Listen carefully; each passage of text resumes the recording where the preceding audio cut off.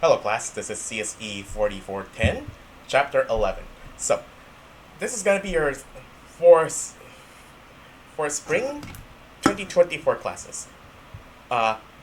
This is one of two last videos for the entire course. So this is the second last video.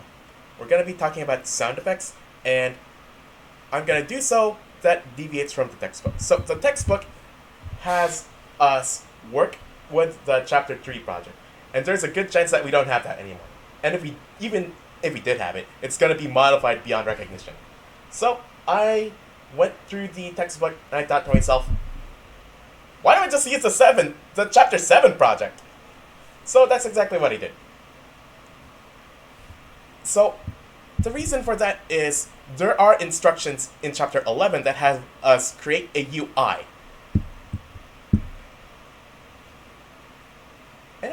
And Chapter 7 was all about making a UI, so I thought, to make the process a little bit easier, instead of making a whole UI from scratch, we'll just reuse the one from Chapter 7. So, the instructions in here are on Canvas, and it's basically working on the Chapter 7 project instead of the Chapter 3 project. In case you don't have that project anymore, you can just download the completed Chapter 7 project from the GitHub repo for the textbook. Right now, I'm going to start off with this thing here. So this is a copy of the Chapter 7 project from when we were working with the UI system for Unity. Remember how there are two different UI systems? One is called immediate mode and the other one is called retained mode. Yeah, check this out. So if you recall from Chapter 3 and Chapter 7, Chapter 3 was setting up the basic coding for the enemy and the player. And now I have the enemy trying to shoot me down, but I can shoot down the enemy.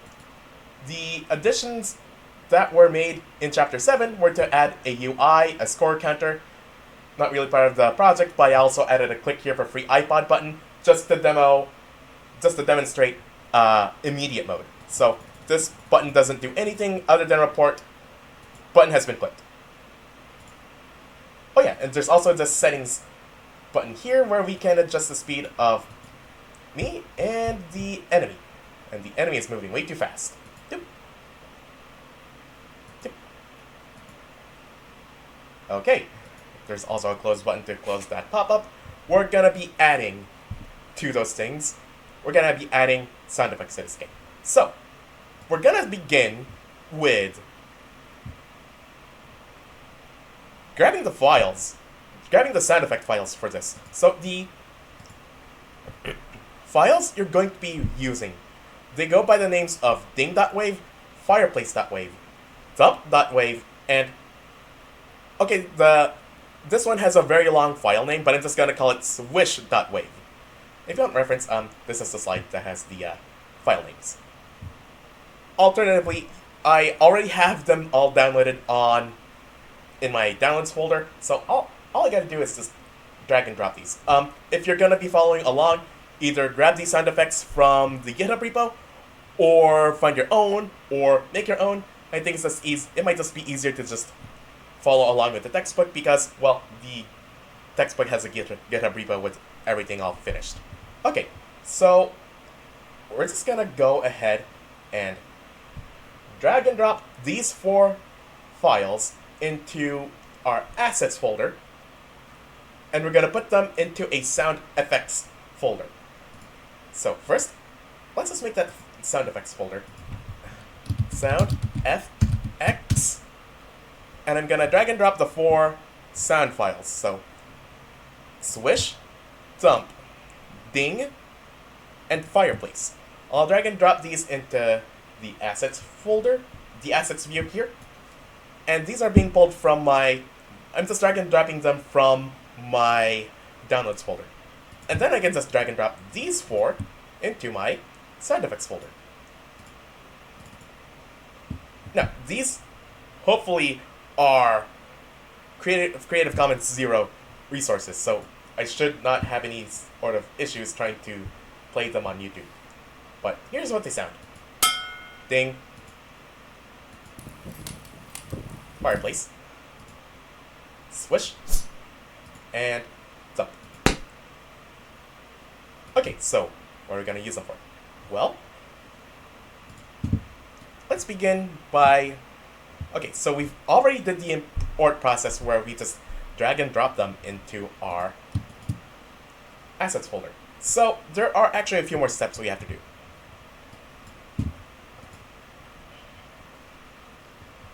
So in general, there are two different sets of instructions you are to follow depending on what sounds you are adding to your game.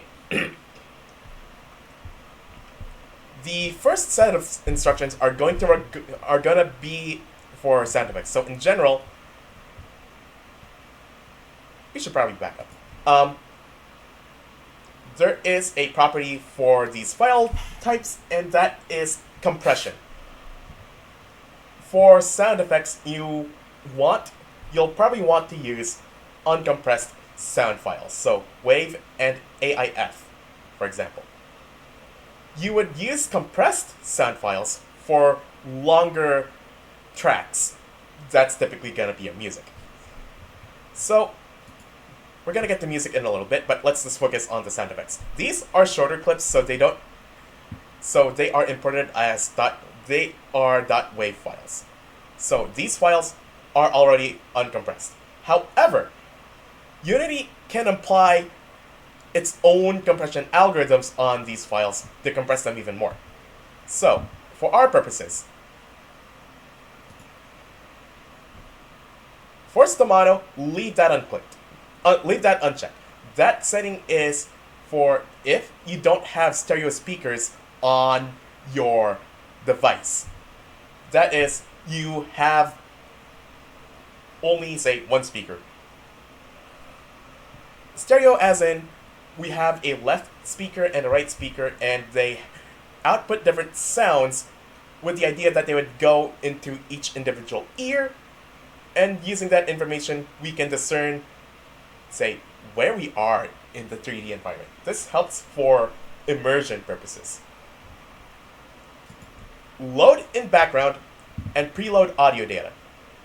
Leave preload audio data checked. Leave load in background unchecked. Load type and compression format. This becomes more important when we deal with music files, but the default is WordPress. Set it to PCM instead. Sample rate, leave that as is. Leave it at preserve sample rate. So all the settings that are to be applied. Oh yeah, there's one more. Load type, leave it at decompress unload. So those are the settings that we are to use with sound effects, because sound effects, we can get away with having those things uncompressed because the files are pretty short. So all the settings are as follows here. For Staccato, unchecked. Load type, decompress unload. Preload audio data, checked. Compression format, PCM. Sample rate setting, preserve sample rate. So I'm going to apply all of those right now in here. For Staccato, unchecked. Load type, decompress unload. Preload audio data, check.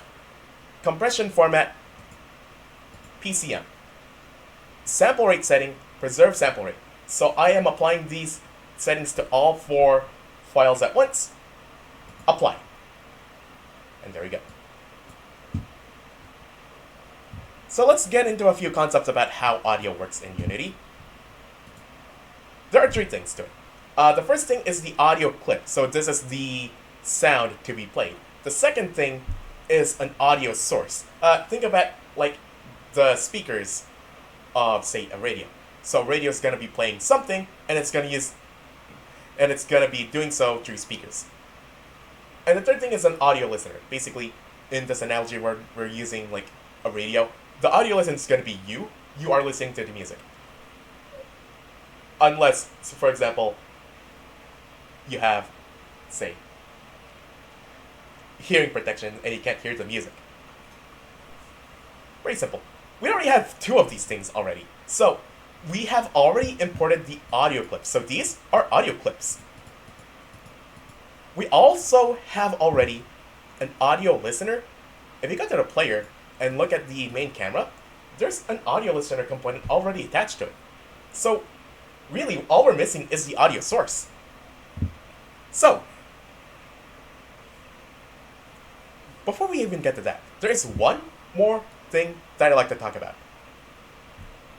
Unity has these three components because we can set up for 3D sound. That is where you have the 3D environment affecting how your sounds sound.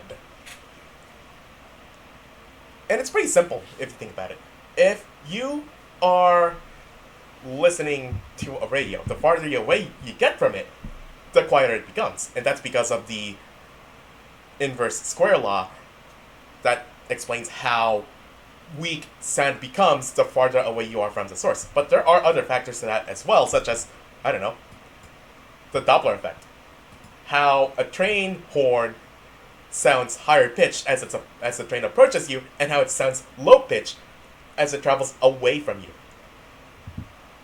So the Metrolink Aero train is actually a terrible example because they don't blow the horn anymore. They have a quiet zone in place where they don't blow the horn. But during the time where they didn't have that in place, you could hear the horn, and therefore you can hear the Doppler effect in action. So yeah, these are the kinds of things we can also tweak in our games. But anyway, let's just go back to the example of, okay, we want to add sound effects. Let's begin with adding sound effects to the enemy. Okay, so I'm going to edit the enemy prefab that is this thing here.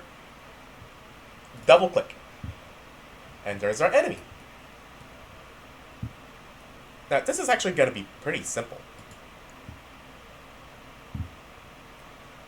So now, all we got to do is add component, and I'm going to type in audio source.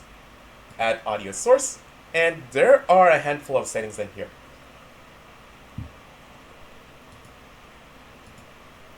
The first one that we're going to look at is a field for the audio clip. Since we're going to have the enemy play repeatedly a sound effect, and that sound effect is going to be fireplace. So let me reselect the enemy so I can drag and drop the fireplace audio clip into this slot here. Done. Okay, we're not done yet, though. We want to set a few more settings. Play on awake, leave that checked. We, however, want this audio clip to repeat, so we want it to keep looping. So we're gonna want to set loop. My face cam is in the way because one of the other settings we have to check off is spatial blend. So spatial blend is that 2D versus 3D sound. Okay, what is 2D sound? 2D sound is more for sound sources that aren't part of the environment. It's basically background music. So video game music, unless it's background music that is playing from a radio that happens to be part of the scene. Video game music is typically set to be 2D. Stuff such as sound effects, gunshots, screams, explosions. I sleep. You want that to be 3D sound, so we have to take that spatial blend slider, slide it all the way to the right.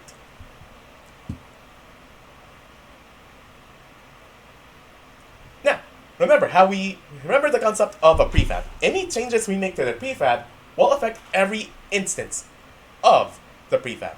We've made changes to the enemy prefab by adding an audio source to it. That means, if we play the game, we should hear the changes we made to the enemy. I don't know if you can hear that, but the enemy has gone into a different room. But you can hear it ever so subtly. The reason why it's a fireplace is because the enemy is a thing that shoots fireballs at us, so it would be pretty appropriate if it sounded like it was on fire. Hit me. Okay, I guess it was hitting me because my health is now suddenly at -5, now it's at -6. I can shut it down again, And wouldn't it be nice if we had visual audio, if we had wouldn't it be nice if we had an audible cue that told us, hey, we hit the enemy? So that's going to be our next sound effect. So we're going to be triggering sounds using code. So this next step, we're going to be making changes to our ray shooter script. So for that, we're going to edit our ray shooter script. Here it is. Double click that to open in Visual Studio, and we're going to make some additions to our code. So here's what we're doing now. We are going to add sound effects based on whether we hit the enemy or we failed to hit the enemy. So I'm gonna add 3 fields for the following. Serialized field, audio source, sound source, serialized field, audio clip, hit, wall sound. Serialized field, audio clip, hit, enemy sound. So there we go.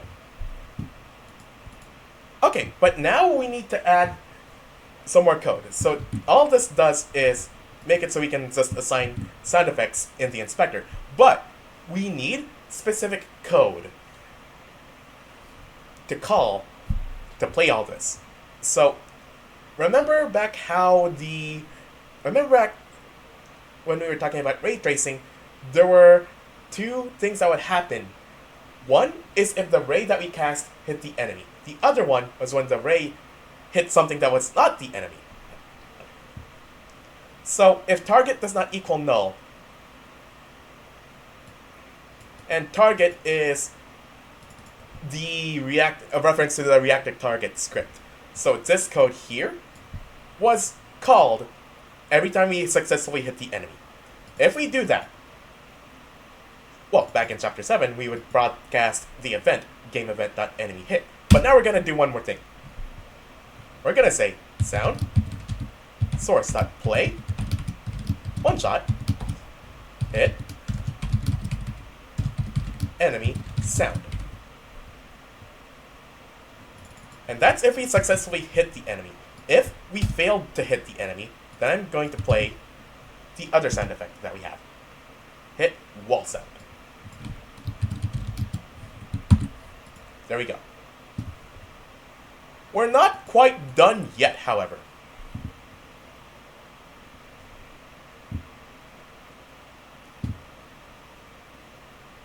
And for that, you have to go back to the Unity editor. We need to view the main camera. So remember that the camera was attached to the player.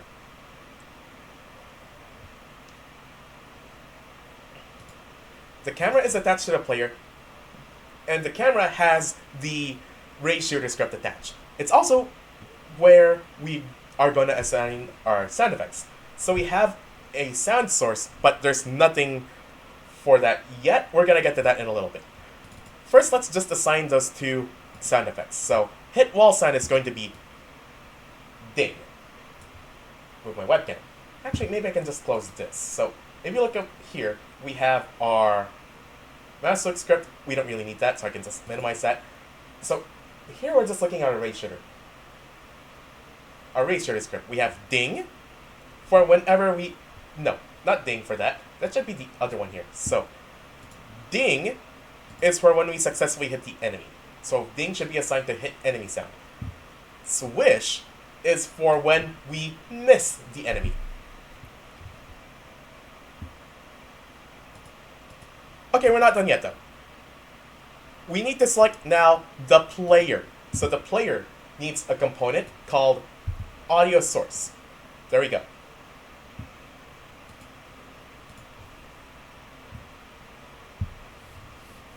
So for this component here, let me just minimize all these. We don't need to make any changes to this audio source component. So And that's because sound effects aren't really part of the scene. At least these ones aren't. Maybe in your game you want a specific sound effect for when, say, a zombie gets shot down. Say.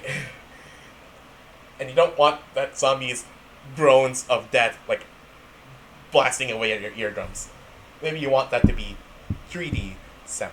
And we're gonna leave it at 2D sound because the audio source, it's gonna be the player that's gonna be the audio source, because the audio source is attached to the player. So we can just, for this project, we're just gonna leave it at 2D spatial blend. However, we need to drag and drop the player into this slot here because the player has the audio source. Okay, I think we're good to go. So I'm gonna play the game again. Where's the enemy? Enemy wandered off. I'm gonna try to shoot the wall. I missed, and that made a swish.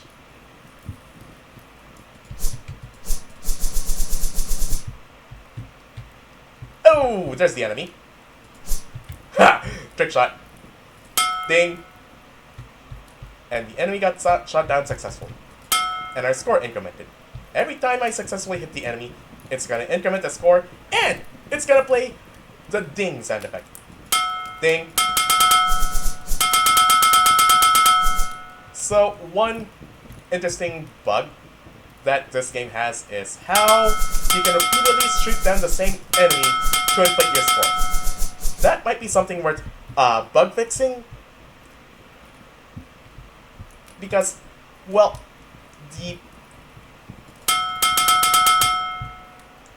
really what should happen is, when the enemy is hit, it should reward points only once, not every time it gets hit. So, in other words, it should reward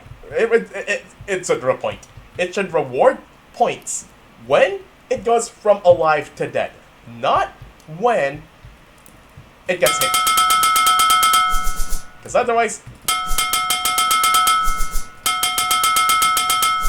otherwise we're inflating our score, and that is considered, for our purposes, a bug. But at the very least, we know that our sound effects are working. Oh, a little bit of a game design trick, and it's this. One way to make it sound like you have more sound effects than you actually do is to randomize the pitch of your sounds. So, remember the player has the audio source component to it, and one of the properties it has is called pitch. So I can just slide this to random values, say set it to 1.3, and plays it at a higher pitch.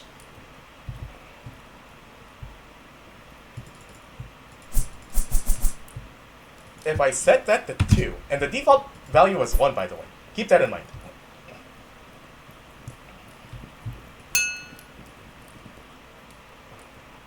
And I set that to 3, what's gonna happen is, from what I understand, these sounds, every time we increment the pitch by 1 unit,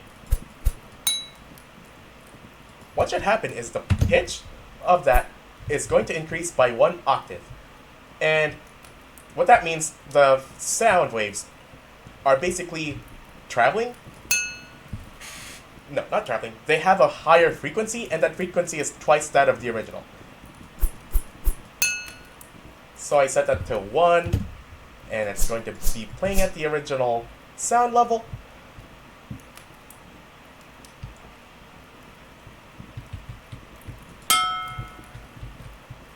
And I can change the pitch to be 2, so it'll be twice the frequency. Change it to 3, so it's going to be twice from before. And if you play, and if we set the pitch to be values between 1 and 2, if we enter the right values, we could, in theory, play music. Though those values must be, if we're going to be going by standard tuning, those values should be basically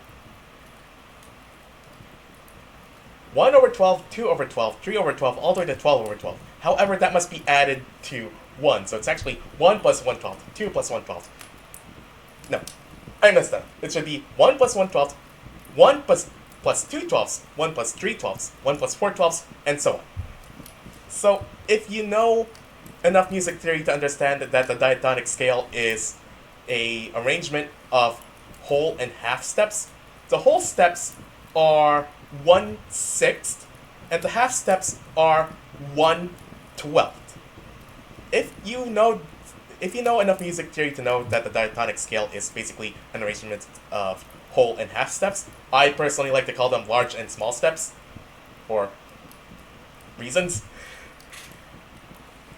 If you know that arrangement, and by the way, that arrangement of steps is large, large, small, large, large, large, small, then you should, in theory, turn the enemy into a xylophone. But anyway, that's just a little bit of things. That's a little bit of work.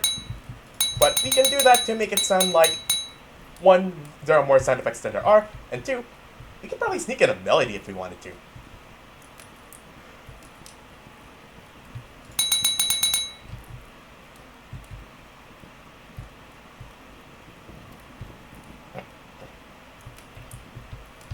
So anyway, I'm gonna set the pitch back to 1, so that's the original frequency I was at.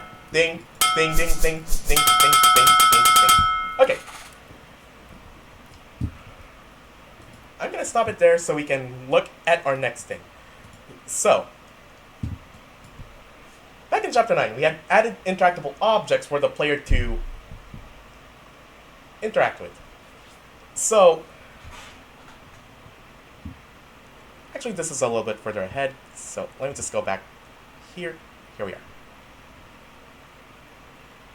Okay. Remember back in Chapter 9, we were talking about interactable objects, and then we were also adding in an entire inventory system for the player. So, back in that project, we had 3 special scripts. That was the interface, Game Manager, a enum for the manager status. That script is called manager status, and we also had a third script called the manager of managers. So this is section 11.3 of the book, and we need these scripts now. Okay, for this part, we're gonna have to go back to the chapter 9 project so we can copy paste those 3 scripts. So I'm gonna open right now the chapter 9 project, which itself was based off of the chapter 8 project. So I'm gonna open that right now in a separate editor, and what I'm gonna do is I'll just drag and drop those 3 scripts from there to here. And now we wait.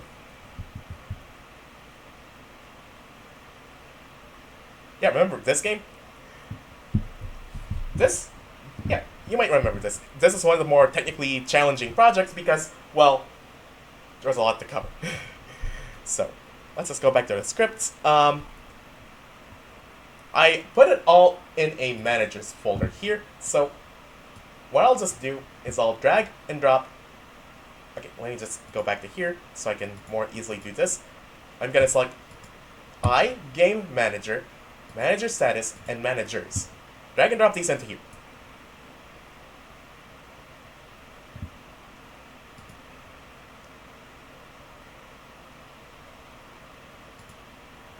Okay, so now we have Game Manager, Managers, and Manager Status. So that copy paste operation where you just drag and drop the 3 scripts, it has successfully worked. However, there is a problem. If I open the Manager of Managers in this project, it's gonna throw errors, and those errors are, I can't find the compiler saying I can't find the player manager, I can't find the inventory manager. But here's the thing. For this project, we don't need either of those. We're going to add in our own manager, and that's going to become what we're going to call the audio manager. So we're actually done with this project now, so I can just simply close it. Let's fix this up. So I'm simply just going to, well, erase every instance of player manager and inventory manager being mentioned. So erase those lines, erase these lines, and then erase these lines. There we go. Now the manager of managers has now shut up. It's no longer throwing those errors, but we're gonna have to go back and add in a different kind of manager later on. Okay. So now in our console, it should no longer report those errors. I'm gonna make the audio manager now. So I'm gonna create a C# script and call it audio manager. I am going to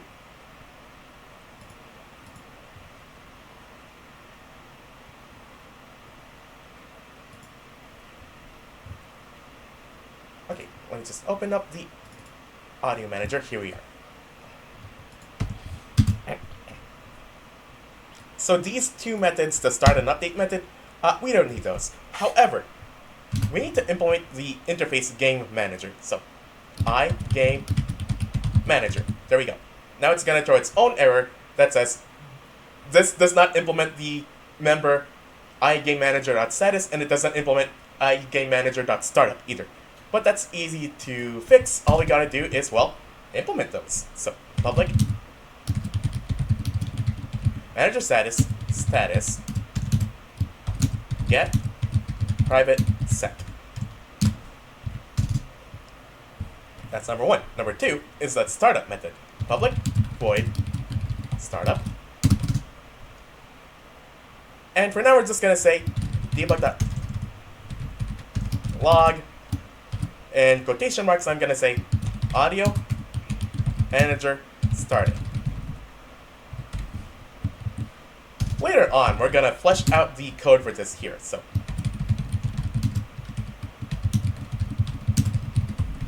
we're gonna flesh this out later on, but this is gonna be the skeleton of the code this is gonna be the skeleton for our code. After that, I'm just gonna say status equals manager status dot started. And there we go. Okay, let's go back to our manager of managers. So we had erased every reference to the previous managers. Now I'm gonna make it so that it requires instead the audio manager. So required component type of audio manager.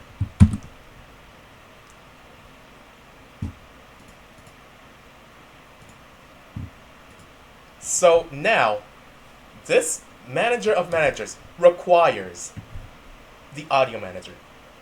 If our game had an inventory manager, then yeah, we could just add it back in. Okay, now we need a static property that other scripts can access. So it's going to be like this. Public static audio manager audio get private set. In the awake method, I'm going to say audio equals get component and in angle brackets audio manager. Closing angle bracket, and then left and right parentheses and semicolon. Okay, now we have our audio manager. All I gotta do is add it to our startup sequence here. So this start sequence dot add audio. There we go. So now our managers are all set. Our managers are set up. Even though there's only like two managers, the audio manager and the manager of managers. Well, it's set up so that if we had to add other managers, we can just write in the relevant lines of code. So required component, private, the public property,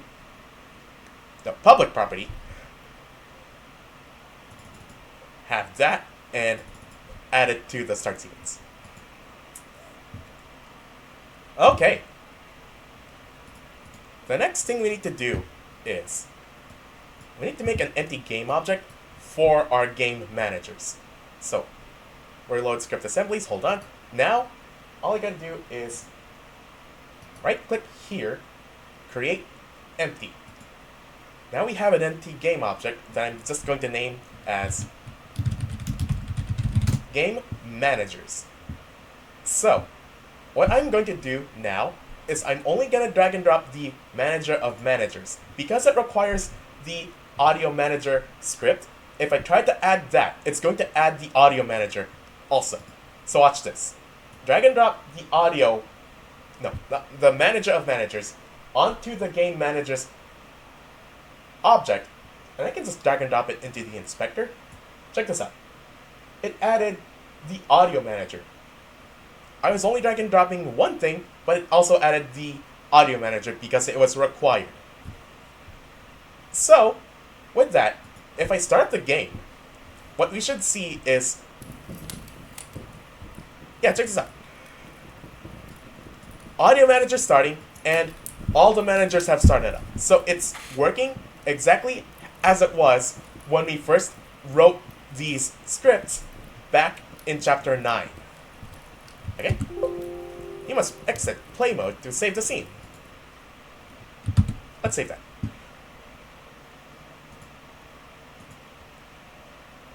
Okay, for this next step, and this is why we needed the Audio Manager, we're gonna add volume controls. So, remember back in chapter 7 we were talking about the canvas object and how, relative to the game world down here, it's enormous! If I click this button, I can view it more properly in 2D mode, because now we're gonna add a few more UI elements to the settings pop-up here. So, I'm gonna have to go to this pop-up here, and now I'm gonna add... Well, first I need to expand this thing. So I can simply just grab it by the sizing handles here and simply make it taller, like that. I'm then going to take... I'm gonna make it taller this way as well. Maybe a little bit shorter. I just need enough space so I can add in a button called toggle sound and a slider for the volume. That also requires me to move these 3 UI elements a little bit farther up so I have room to add in all the new items. I'm gonna be a little bit lazy, so I'm just gonna press Ctrl D to copy the previous text element here. I will give it a proper name, so I'm gonna say sound text, and in the text field over here, I'm gonna say sound settings.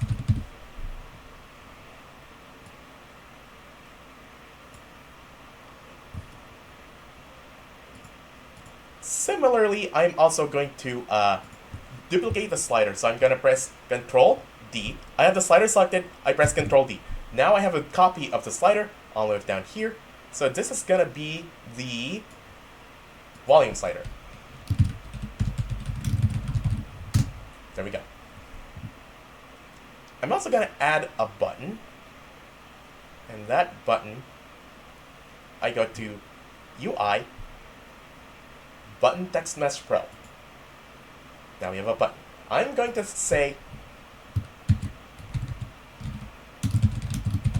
I'm gonna name it Toggle Sound Button. And in the text field for this, I'm gonna say Toggle Sound. I'm also gonna make the font a little bit smaller, so maybe 18 is fine.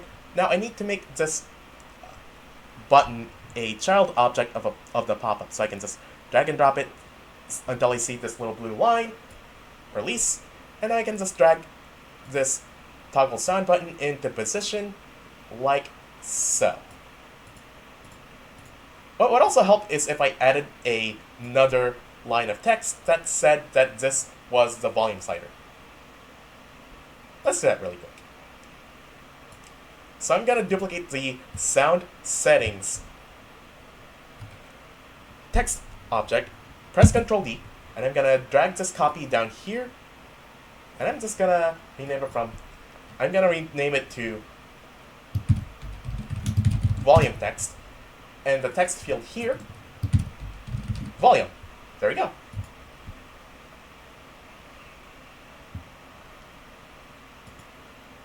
Okay, one more thing. This volume slider, we're gonna have to set it all the way to the right. However, we also need to set the min value to 0 and the max value to 1. Also, it's calling this on-speed value method. Let's not do that. We're just gonna have it be no function. That way, it's not gonna interfere with the speed setting slider that we had over here. So now, we have a volume slider that's almost ready for us to change the volume. Okay, so let's go back to the audio manager. Audio manager. We're going to add 2 methods to this. And I'll put them down here. So, the first one is, okay, I said they were methods, they're actually properties. So, and I guess this is the one neat thing about C#. In C++, if you had to make a private variable accessible to things outside the class, then you would have to write a separate setter and getter function. In C#, all of those are encapsulated by something called a property. So if you want to add a property, say sound volume, we don't need to add separate setter and getter functions for set sound volume and get sound volume. All you gotta do is write something like this: public float sound volume get return audio listener.volume, not audio listener.destroy, audio listener.volume. So that's our getter already. Now we need the setter. So you say something like this: set audio listener dot volume equals value. And this value is going to be if this was a separate setter function, this would be the value being passed in. So that's what value is representing in here. Okay, next thing is sound mute. So I can just copy paste this code here, and instead I'm going to say sound mute. Instead of get return audio listener.volume, I'm going to return audio listener.pause. In the setter, I'm going to say audio listener.pause equals value.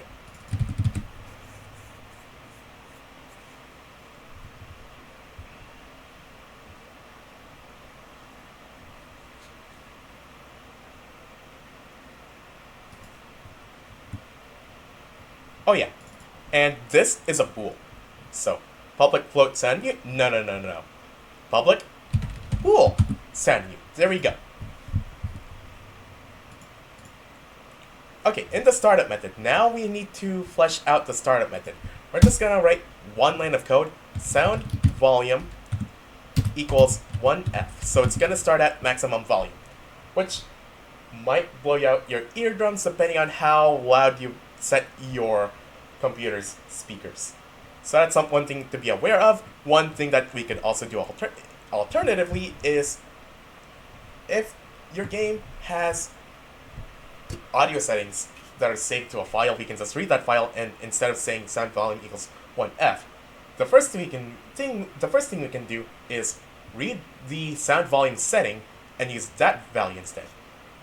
And if we can't find that value, we'll just default to 1f. Okay.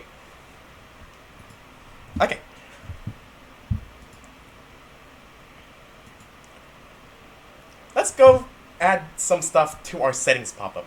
So remember how the settings pop-up worked. We have a script attached to our pop-up, and that script had all the methods that were being called, and those methods are assigned to our UI objects. So we have the speed slider whenever you change the value on that, it would call the on-speed value method, and in this case, it would broadcast that new value to both the enemy and the player and the enemy would adjust their speeds to be faster. Now, we need to do something for the sounds as well. So we're gonna add to the settings pop-up script public void on sound toggle, and in the code we're gonna say managers dot audio dot sound mute equals not managers dot audio dot sound mute. So I'll just copy paste that on the right hand side. There we go. So it's going to toggle whether the sound is muted. So now I'm gonna make another method, public void on sound volume float volume. So public void on sound volume, and we're taking in a parameter called volume, float volume, and we're gonna say managers.audio.sound volume equals volume. There we go. Okay, now we have the two methods, and we're gonna assign them to the toggle sound button and the volume slider. So for this button here, the toggle sound button,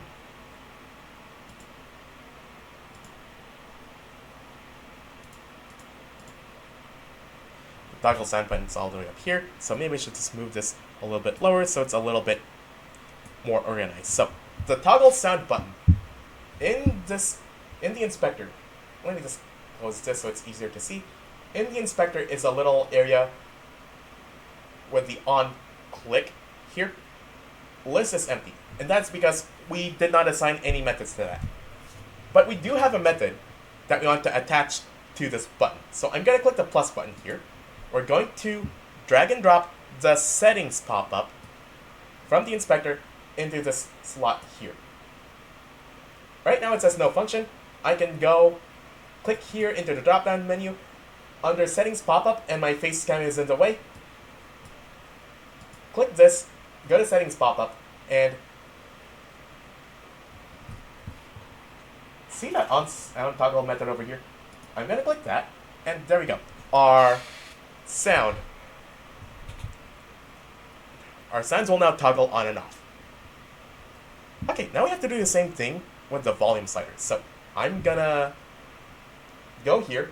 So I had already assigned this because I had copy pasted the slider, but if you just made a new slider, all you gotta do is drag and drop the pop-up, the settings pop-up object into this slot here. We're going to select under settings pop-up the on sound volume method under the dynamic float setting, because whatever value the slider was set to should be passed into the on sound volume method that's being called here. In other words, whatever volume setting we set on the slider, that's going to be the sound setting for the audio manager. So let's see this thing in action.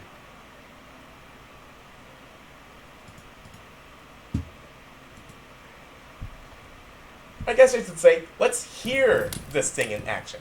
So right now, we can hear swish. And if I try to hunt down the enemy, I can hear it, I can hear the fire, hopefully. There it is. Ding. If I click the gear here, I can toggle the sound. And I can close it. No more sound. I can toggle it. That was all the sounds that were paused. So we're gonna do something about that a little bit later. Okay, so here is the enemy again. Ding. If I want to change how loud the sounds are, I can just adjust the volume slider here. So make it really quiet. Make it really quiet. Like you can barely hear the sound effect. Now we know it works. Okay, so there's one other sound effect that we're going to implement, and that is the UI sound. So, a lot of games, and I guess Minecraft's a good example because whenever you click a UI button, it makes that click sound. So, we're going to do something similar here.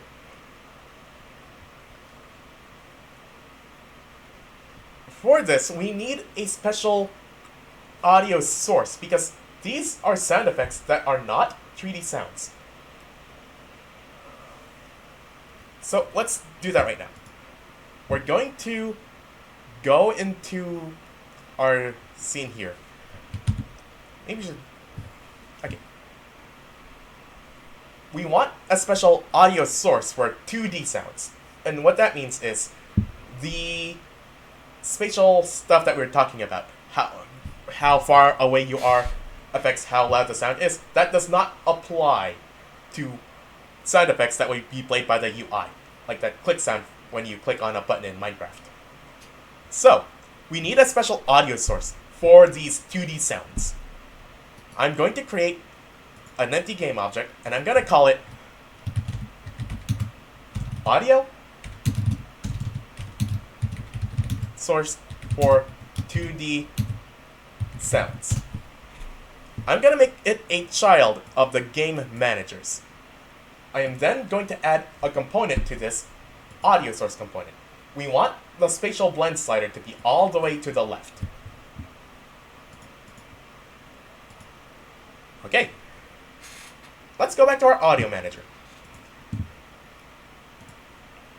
We need to add a field for the audio clip that we're going to play.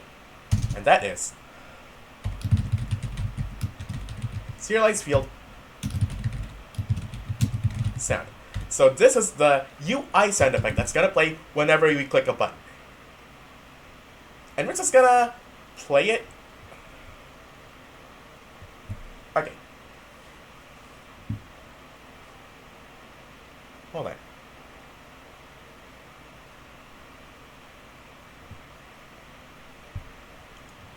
Actually, no. I made a mistake. So it's actually not in this audio manager. It's actually in the settings pop-up. So it's the settings pop-up that's going to have this field here. Serialized field audio clip sound. Remember previously we had written this on sound toggle method. This is called when we click the toggle sound button. Basically it mutes and unmutes the sound.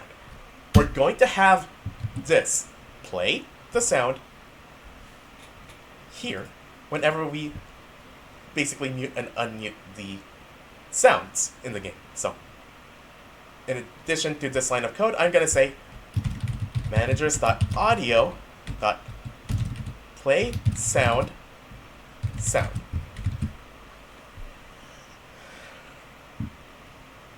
Okay, it is currently throwing a hissy fit at me because it doesn't know what that method is.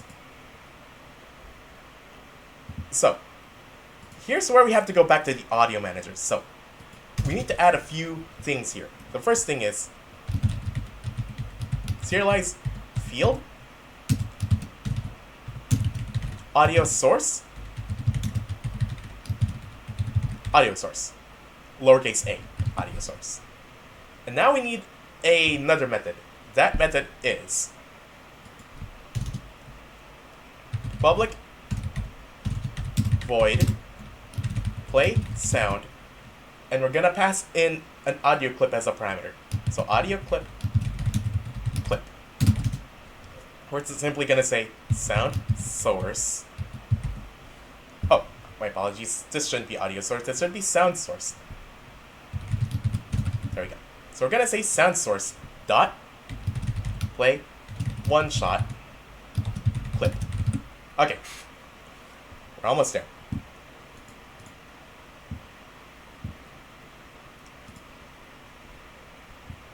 Let's select our game manager's object in the scene here so we can view it in the inspector. you notice that we have that field for sound source? That's gonna be our audio source for 2D sounds. So I'm just gonna drag and drop this game object, audio source for 2D sounds, into this slot here. We're not quite done yet. The next thing we need to do is we need to select the settings pop-up.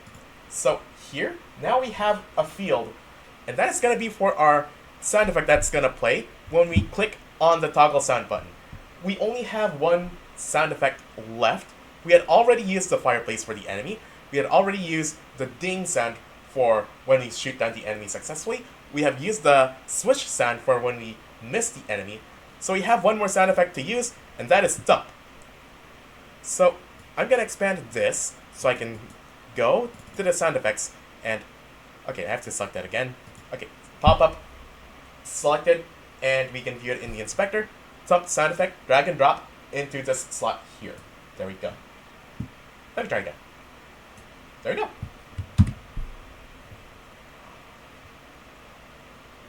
Okay, so let's play the game again. I'm going to toggle sound. Now all the sound is muted. It has the same effect as dragging the volume slider all the way to 0. Now I can unmute it by clicking it. I also played all the sound effects that were, I guess, piling up in a way. So now we know our sound effect for this works, because if I click that, it needs a sound. I click it again, I hear that thump sound. Oh yeah, I can also adjust the sound for that. So there we go. So we know now that whenever you click a button, it's going to play that sound for when we click a button. Of course, we can have it apply to any button we add. All we got to do is write extra code for that. So if we have any more buttons, and spoiler alert, we're going to add more buttons. If we have any more buttons, we could, for example, program each button so it plays the same sound effect. Okay? Okay. Now with that, let's add music to our game.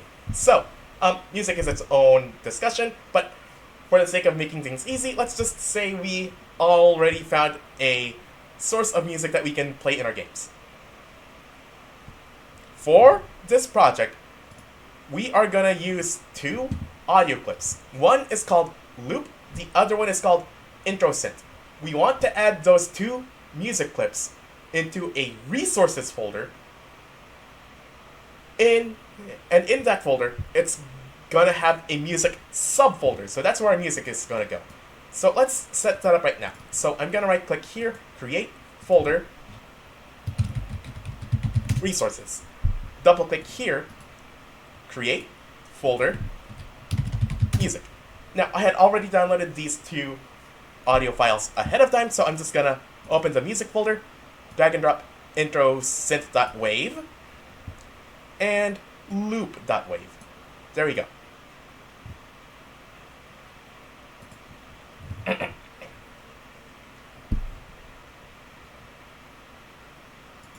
Now remember that there were special settings for audio clips based on whether they were sound effects or music tracks. The settings here are going to be different because we have music tracks now. So here, what we want to do, load in background, check. Load type, streaming. So what this does, it's going to, you want to know why they call it a streaming service?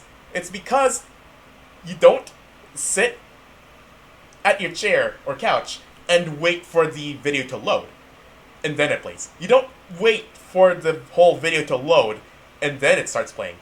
It's gonna start downloading, and it's gonna play as the rest of the file is still downloading. That's why it's called streaming. Okay, load in background, check. Load type, streaming. Compression format, Vorbis. Quality, set this to 50. Apply. I hope YouTube doesn't. I hope I don't get copy struck by doing this. By the way, so But then again, this is for educational purposes, so even if I do, I hope it works out. Then again, some of these, I hope that these are Creative Commons 0, so it should be okay. I hope. I'm not a lawyer. Anyway, we have our sound effects. No, we have our audio tracks, user tracks, imported into our game now.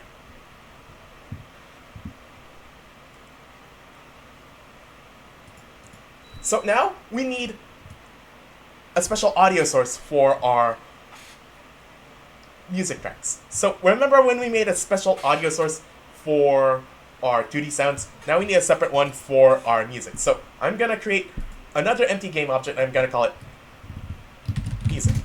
So this is going to be the audio source for all our music. I'm just going to make it a child of our audio sound source for 2D sounds. On this music object here, I'm going to add an audio source component. Now I'm going to make a few changes to its settings as well. Play on awake, not checked. Loop, check. Priority. So the priority system in Unity follows the following rules. Lower values are higher priority. What this priority system does is, if there are a lot of sound effects playing in your game, Unity will start cutting out some of those sound effects. The priority system makes it so that only the most important sound effects are preserved. In this case, it's going to be our music, so I'm going to set the priority to 60. Oh, by the way, there is no standard on how priority values work. So in some cases, larger values mean higher priority, but in the case of Unity, lower values are higher priority. We want spatial blend. That slider to be all the way to the left. So that's our last setting. We just want to double check that because this is not 3D sound. In other words, it doesn't matter where we have this game object. We should be able to hear it no matter where we are in the world.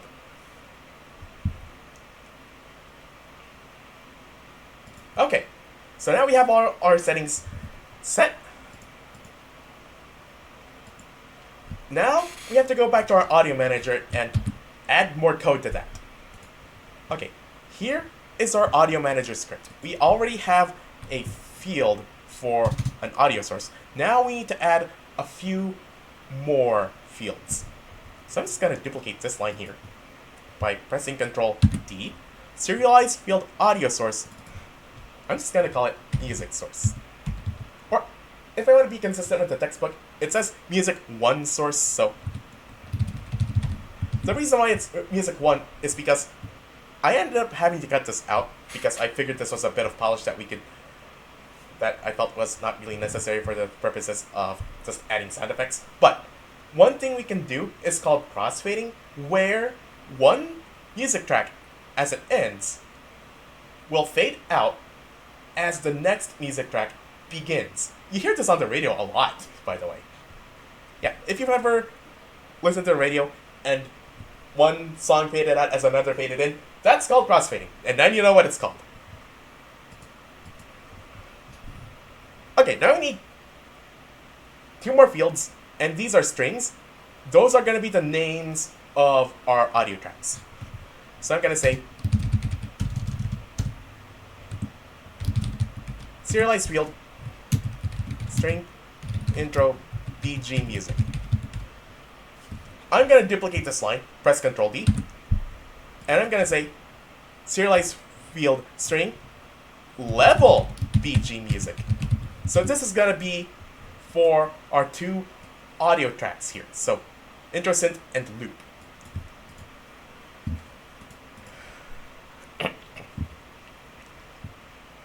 Now, next thing we need to do is we need to add 4 more methods to the audio manager.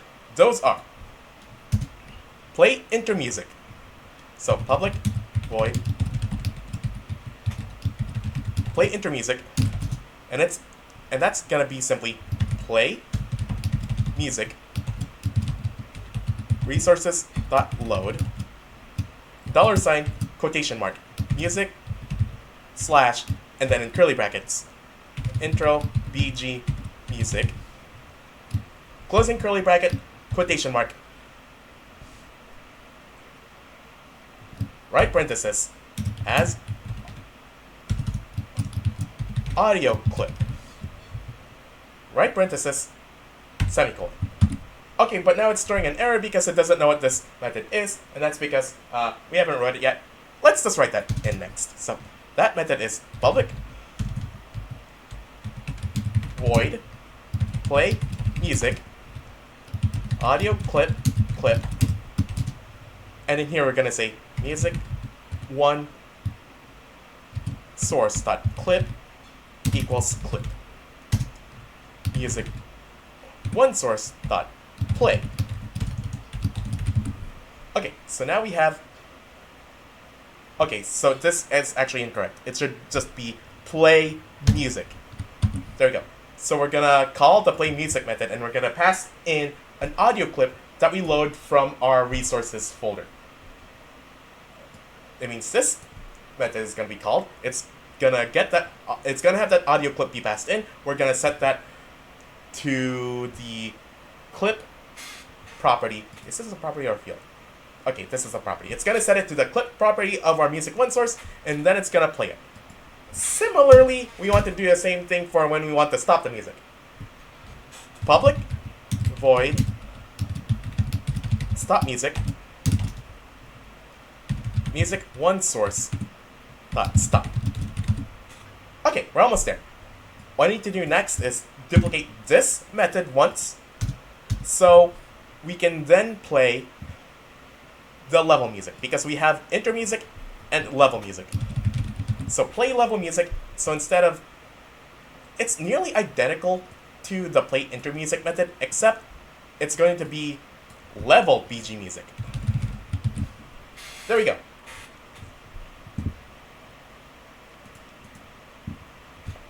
We're almost there. We're almost there. Okay, let's go to our audio manager. Remember, we had attached the audio manager to a game object that we had called game managers. So here it is in the inspector. We have a audio source. We're going to assign our music source into this slot here. And then we're going to type out by name the names of our music files. So that is, for intro BG music, that's going to be intro-synth. For the level music, that's going to be loop. We're almost done, I swear. What we need to add next is three buttons to our pop-up. So I need to expand this again. So with that, I'm going to expand that and then move all this a little bit further towards the top. I'm gonna move this pop-up a little bit higher up. I'm going to then duplicate this toggle sound button by pressing Ctrl D. I'm gonna drag it down a little bit further down, and I'm going to change the name of that to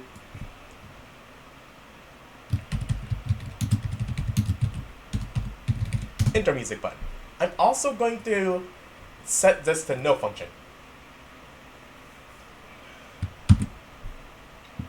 I'm going to duplicate it 2 more times. 1, and this is going to be for the level music, so I'll rename it accordingly. Level music button. And 1 more for the no music button. I'm going to call it no music button.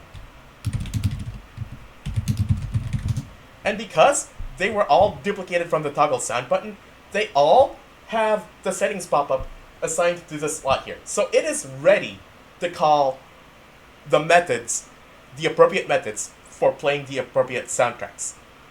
We're not at the point yet, but because we have to write that method. Okay, one other thing I have to do is I have to expand these little things here so I can type in the proper text for these buttons. So, enter music, level music, and finally, no music. There we go. Okay, let's go back to the settings pop-up method. So I'm going to save all my progress.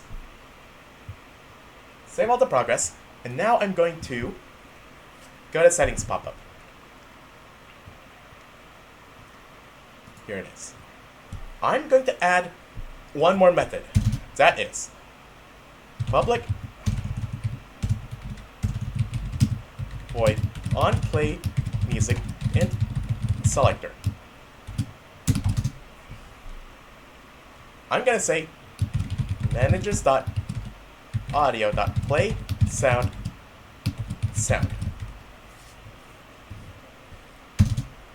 I'm then going to say switch selector.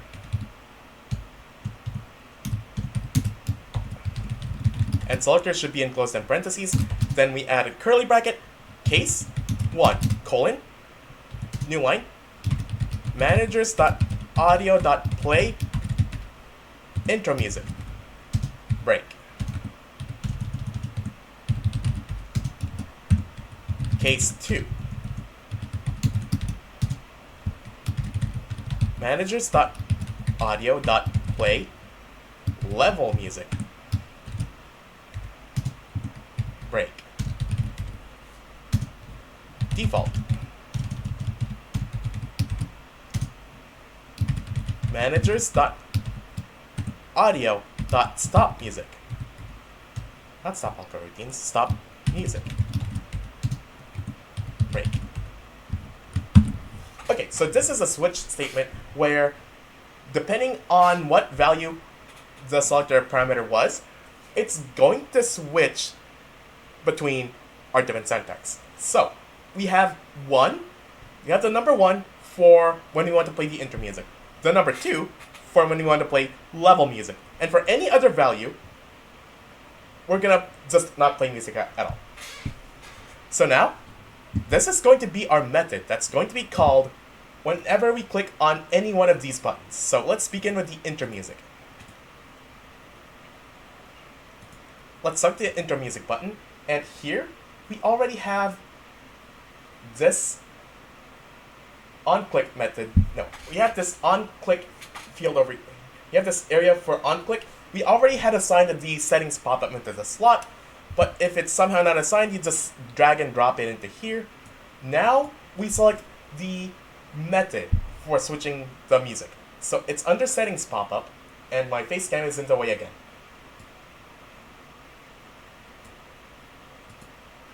Settings pop-up, and on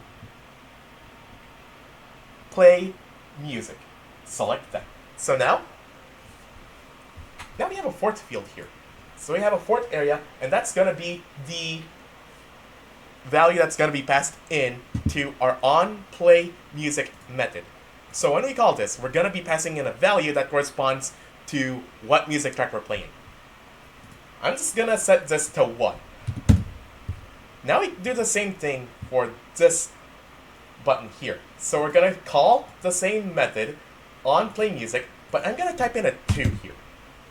Now, on the next one, it's going to be no music, and I'm going to call the same method on play music, but I'm going to leave it at 0.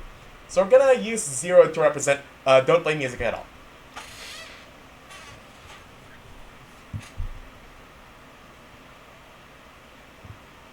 And with that, I think we're done.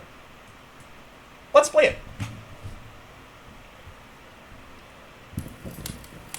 So if I click on the settings button here, I'm playing the audio, I'm playing the intro music, I'm now playing the level music, and now I'm playing no music.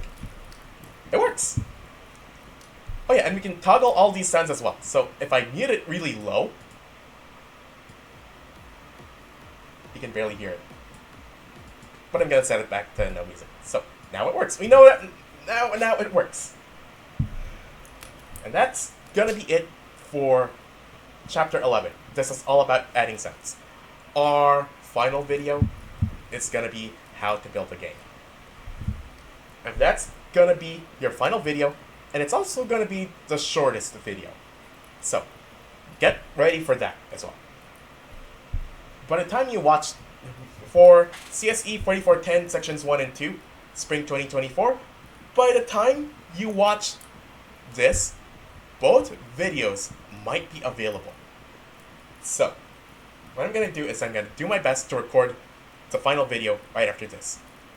I'm on a recording spree today. Alright, see you in the next video.